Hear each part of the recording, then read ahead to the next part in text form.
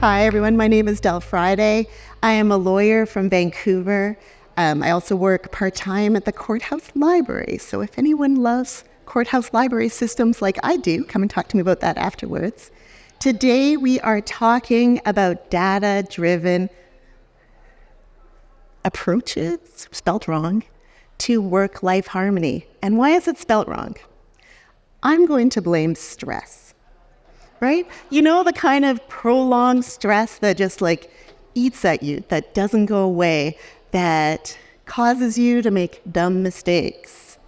And that's kind of what we're talking about today, because I did this, on top of my part-time law job, on top of my work in my own firm, on top of the part that I have 2 children who have a genetic blood disorder, and they tend to be sick a lot. And so, because I'm a lawyer, I do too many things. I think we all kind of do too many things sometimes. And we also throw all of our energy at solving problems, right? We never take a tiny step when we can try and push a whole mountain. And it causes a lot of problems, including spelling in Canva, which they don't check your spelling really well when you use these things. Okay, so today we're talking about how we can change the legal system, or at least how you can change yourself. And if we take that flywheel momentum, if we're changing a little bit about ourselves, a little bit about how we operate inside of this bigger legal system, we can hopefully start changing the way we deal with mental, I'm not going to call it illness, but stress, right? How we deal with psychological stress, mental wellness in our profession, because we're not good at it. I'm going to give you this example that this year, my children spent, between the 2 of them, more than 100 nights in hospital. And during one of the really long, prolonged stays, I was walking down the hallway, and we're on the 8th floor. It's this very empty, quiet floor. And it has its own social workers. There's in fact 4 social workers who work on this floor. And one of them came running up to me and said, "Del, you have never asked me for anything." Yeah. And she's like, you're the only parent who has never asked me for anything. And I'm like, "Oh, okay, I'll ask you later." And I walked away and I was thinking, why do I never ask for anything? And what makes me different than all the other parents who have kids similarly ill to mine, and they are and I started to notice that their door is always open and there's always a lineup out the door. I don't even know what they're asking for. And what makes me so different, and the only thing I can think of, is that I'm a lawyer, and I've been a lawyer for more than 20 years, and I don't really know how to ask for help because we solve the problems, right? I also think social workers are part of the family policing system, but that's another thing, right? But we solve the problems. We don't go and ask for help because we are the solution makers. And it makes us very vulnerable when we have problems. So the fact that I talk about mental wellness all the time, for years, every time you ask me to do a talk, I'm like, "Oh yes, do you know what the suicide rate of lawyers is? I will come and talk about this." I know all the numbers. I'm not a psychologist, I'm not a doctor, but I can tell you that we have super high rates of anxiety and depression and all the bad things, right? But I couldn't see it in myself. All this awareness didn't help me to actually solve my own problem that I do too many things. I never ask for help. And in fact, I'm probably trying to people please someone at the hospital at the moment, and that's a full-time project for me. And I'm probably solving someone's legal problem of not being paid. And I think it's common. I think this is how we operate and how we were trained to operate. And so today, we're going to not talk so much about awareness or the trends. I'm going to show you a little bit. We're going to start talking about little ways that we can change the way we show up in law. And little ways we can measure, and by measure, remember I'm a lawyer, not a data kind of person, so my measuring would not fit any kind of rigor. But we're going to measure things and talk about ways that we can just change a little bit, right? And keep that sustained change so that we can ask for help when we need it.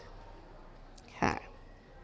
So we're not going to talk today necessarily about like the clinical level of anxiety. I'm focusing on psychological distress. And it's a subjective thing. Someone might call it mood, right? The clinical definition is an unpleasant subjective state that combines a set of physical, psychological, behavioral symptoms which cannot be attributed to a specific pathology or disease. Right? So when I'm at the hospital with my kids and like totally stressed out, that's not anxiety. That's not a disease. That's not depression showing up. That's stress. My situation, the constraints on me, don't equal my resources. And that causes me to feel, not necessarily be, but feel like I don't feel well, or I'm tired, or it makes you feel anxious, but you're not actually clinically anxious. It's the same thing that you might have in court. It's the same thing I had a few minutes ago when I was in the wrong room trying to go on stage and kick the accountants who were on the stage off, because obviously we're not talking accountants' turn. They're in the wrong place. I was in the right place. I was not in the right place. But that's a short-term stress. This is long-term stress we're talking about. The kind of stress, and you might recognize some of these people. Let's see. You know, when you're holding your head like this, you know, all have had colleagues like this. Or the people who put Post-it notes everywhere because they get forgetful. Psychological distress can cause this, can cause that, and this. Okay. This one reminded me of a coworker when I worked in a small firm. And I one time parked in her parking spot. That was not her parking spot. Like, there was no label on this parking spot. And this was the reaction I got for parking there was other spots, but I parked in hers. Right? And then you get forgetful. And this is probably the saddest one. You feel alone. Right? So fatigue, irritability, lack of concentration, anxiety, insomnia, like similar to depression, but not depression. Right? Similar to exhaustion, anxiety, but it's not exhaustion. Like if you went to the doctor, they're going to be like, oh, you're really stressed. You need to, and what's always the solution? They always tell you, like, you got to change your job. Are you sure you want to be a lawyer? Like the number of times people have said, like, maybe you should do something else. Or the number of times I've thought about doing something else. My favorite is work at Starbucks because I can make the right order correctly. And I can smile at the people and hand it off, and then they're gone with their problems and out my door. So, yeah, so the people who are fantasizing about those things, and it's very common. 6 out of 10 women are suffering at some point in their career from psychological distress. We often call it burnout, right? Burnout's a really good word for it. Worse, if you're under 35, or under 35. So all the junior lawyers, 7 out of 10 of them, and I know that we complain about them and they want to do things differently and all this, but they're also really experiencing a lot of distress. Right? And 7 out of 10 lawyers with a disability, and women of color, and men of color, and lawyers who practice in legal aid, and lawyers who live in rural areas, right? Almost everyone, like unless you are a white man who is a partner in a firm, a big firm, not a small firm, big firm, and you have no health issues, you probably are not at risk for psychological distress. You have stress, but it's not at this level that we've been talking about, right? Unless you have a heart attack, and then you're down here with the rest of us. Okay, so if you have a chronic illness and you are a white man, you are no longer protected. You are with us. So if you have a disability, so these things are important. And it's also a red flag, right? Because it's a warning sign. So staying at this heightened level for a long time doesn't just cause you to make spelling errors, right? It also causes you, for some people, will lead them to depression or lead them to anxiety. For some people, it leads to suicidal ideation. And, right? So we need to address this problem. This is what I was shouting about all last year. And this year, we're just going to start shouting about, well, let's change it, because I need to set an example. Obviously, I'm not even following my own advice. Right? So let's talk about the fact that there's people that study organizations. And if you are really interested in like the studies and like the nerdy bit about it, come and find me later. I'm going to give you all the sites. I will email you all the studies and you can go at it. But this study says that people have at least 15% influence over the systems they belong to. Right? So if your company is like, we're going to go like all AI, we're going to change everything, but completely change the way we think about how we operate our law firm. Well, these guys are like, maybe, but individuals only have 15% control. Like that's how much influence, Bob, the managing partner, actually has in the firm.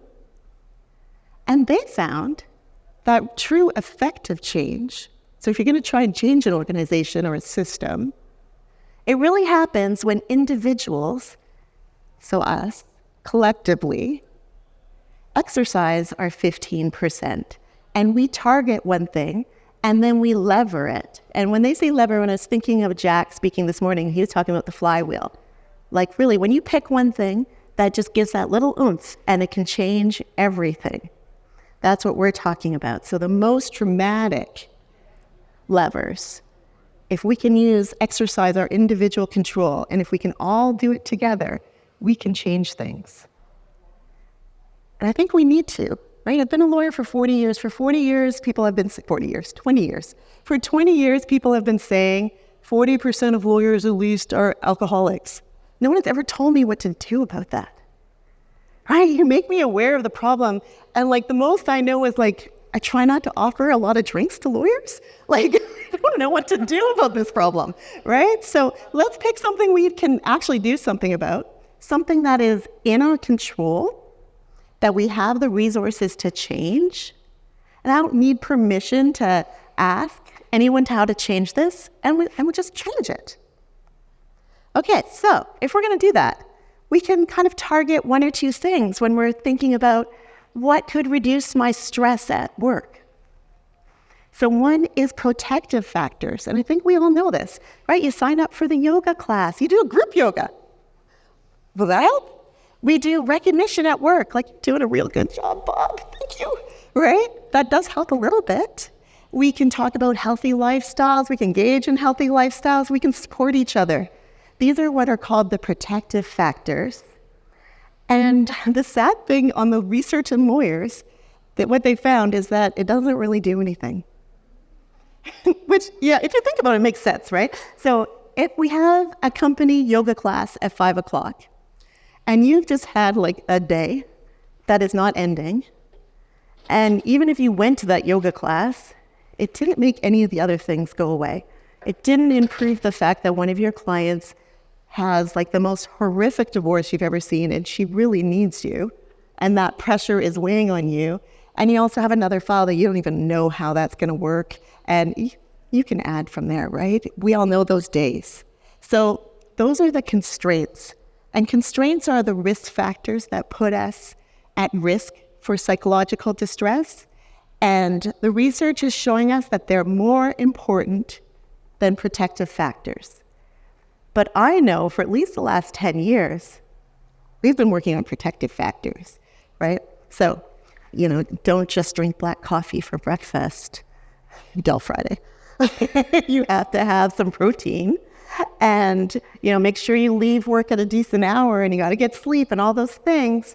But it hasn't been changing anything. It hasn't changed it enough. So here are emotional constraints that we find in law practices. So one study, they looked at all the different things. The top one, it goes down in order of impact. So emotional demands. So those are the clients, the clients that like reach for you, the ones. So if you ever see a picture or a video of Gloria Allred, and you see her clients, they're always like, like you can see them reaching for her. In court, they reach for her. They're always seeking support.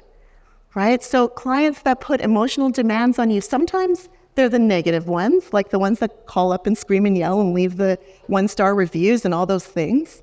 But sometimes they are the clients that you really want to help because they need you, right? So those clients, that's our number one cause, number one risk factor in our work. And I'm not saying we're going to get rid of them all, but we need to be aware of it. So it's not the fact you missed yoga. It's the fact that you took a fifth file on of a child being removed from their house, or the fact that you have 5 murder trials ongoing. Don't ever do that, right? That's a bigger factor than how much you're exercising. Job insecurity. Well, no wonder lawyers under 35 are feeling stressed, because I know when I was a lawyer under 35, that was a real thing. Like, you work at a firm for 2 or 3 years, you don't know if you're going to have a job there next year. And so job insecurity, hours worked.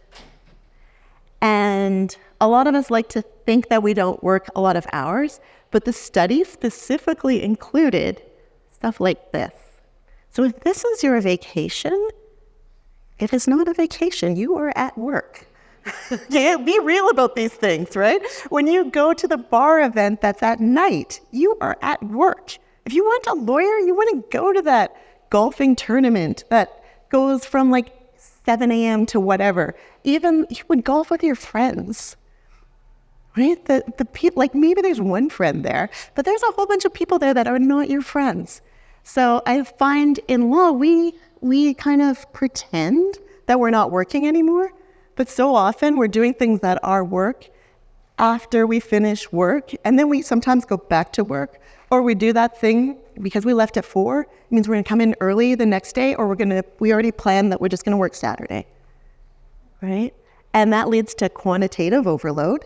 So that's when you don't get your checklist done. I don't know if I've ever got my checklist done, right? You got your list of stuff and you're like, today I'm doing all these 10 tasks, and you're at task number 3 and it's already 6 o'clock and you're exhausted and you just give up. You've been quantitatively overloaded. So that's quantitative. Qualitative overload is for those of you who are multi-passionate lawyers who insist on practicing in like a multitude of areas. And so you're doing a family law file and a real estate file and a tenancy file and that when you start to get more and more areas that there's going to be some you're not as familiar with, right? And that causes qualitative overload. And then lack of resources. So if anyone works in a legal aid clinic and they thought that it was the lack of pay that was causing all of the stress, well, it's causing stress, and you need to be paid probably double what you're being paid. But you probably have a lot of emotionally demanding clients. I know my friends who work in those clinics, there's no easy files in those clinics, and you probably have 40 or 50 of them. So you end up with all of the things. And so for me too, talking to you guys, and I often talk to people in legal clinics, because it's an access to justice issue at the end of the day if we're always burning out all of our women, the people of color, the people in rural areas, the young lawyers, right? I don't want people quitting legal aid clinics because they're in legal distress. We need them. And so if we pick our targets, I'm going to pick the easiest thing, right? So this is the difference between, this is like my data, right? So that blob is 4 times bigger than the other blob. That's the amount, that's why we got to focus on emotional demands of law and not lack of resources. So even though I want you to make more money, it won't solve that other problem. That's like the big elephant constraint. Okay? So what if we just reduce this by 1% numbers? Right? So first we'd have to figure out how we measure it. So how do I even know what the demands are? Let alone, how do I measure something That's 1%, like 1% of emotional demands. That feels really airy fairy tale Friday. So I've come up with a system. I call it, and it's the patented trademark system. No, it's actually common. What is it? Creative Commons? You can use it, just attribute it back to me. It's the Del Friday Red Flag X system. And all I did one time, I had a week. You've all had these weeks where you feel like I'm chasing every potential new client and no one is turning out. And in fact, I'm spending more time on these potential new clients that are like completely inappropriate for me, like no ability to pay, don't even seem to want my help, question everything I do, don't want to use email. One of the persons didn't even have a phone number. Like they're like, I'll call you. My phone doesn't accept phone calls. And I also don't use the internet in any way, so I can't use your online form. And I have to have a support person with me at all times. So we're going to have to meet in person. Like it was just like, and I literally was chasing this person because I'm a people pleaser. And so me and a friend sat down and we developed the Del Friday Red Flag system. Did I mention that this person had also made racist comments? Like several. And I was still like, I think they could be a good client. Like, why? Why? And so what I did, we opened up Clio Grow, because you got to use what you have, right? This goes back to, see if I can go backwards. So this was what my strategy was built on. I used what I had. It had to be easy. My friend was just over and she was like, what are you doing? What's happening in your office today? This is madness. So we opened up Clio Grow and we used the tags, right? And then I looked for a solution. I need anyone's permission. I don't need anyone's permission to tag up all my clients and figure out which ones are icky. And then I picked something that was impactful. Get rid of one icky client. Will that change my life? Yes. Yes, yes. And if I can prevent some more icky clients from coming in, huge changes, right? So we went through and we red flagged people. The one that's had racist comments, no lie, she had 6 red flags. And my red flags are things like complaints about the price, right? Some of them are like, there's nothing scientific. I just was like, my friend's like, what's wrong with this client? Why did you make that face when I said her name? I'm like, oh my gosh, that's the one that... So anything that I was like, that's the one that does this, she wrote it as a tag. And then we started going and we started seeing patterns. Like the sad thing, I have 5 clients who had made racist comments, not about me, but about other people. I don't know what that says about me or the city I live in. There were lots of clients who refused to use my forms, my glorious forms. Right? I spent a lot of time and a little bit of money making those forms, and they won't use them. And they also don't trust anything online. They don't want to do a Teams call. They don't want to.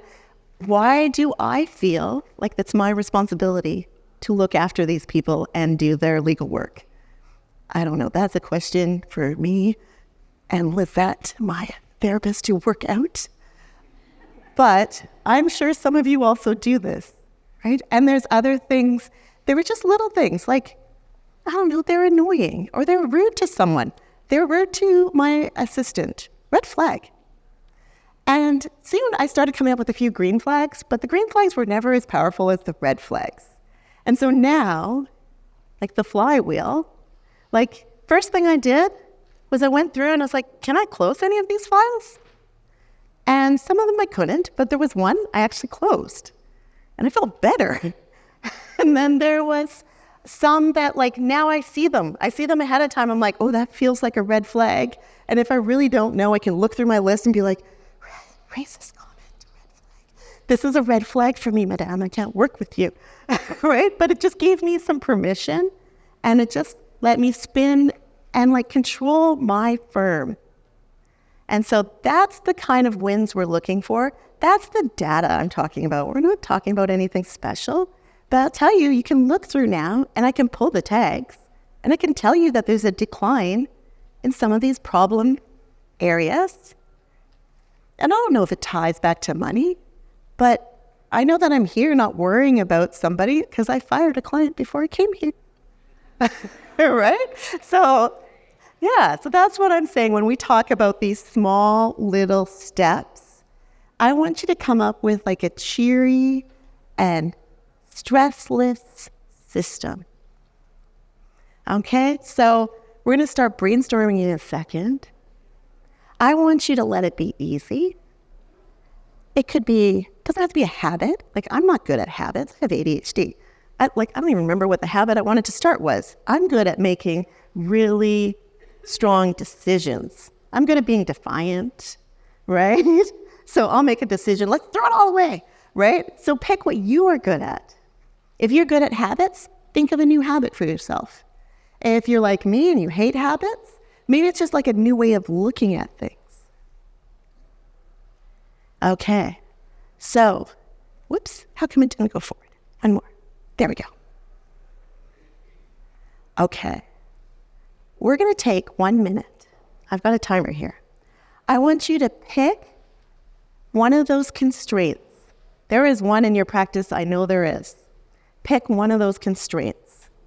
I want you to write it down. What is that? Why did you pick it? If you picked hours worked, why did you pick hours worked? And write it down. Okay, so start writing. You've got 1 minute.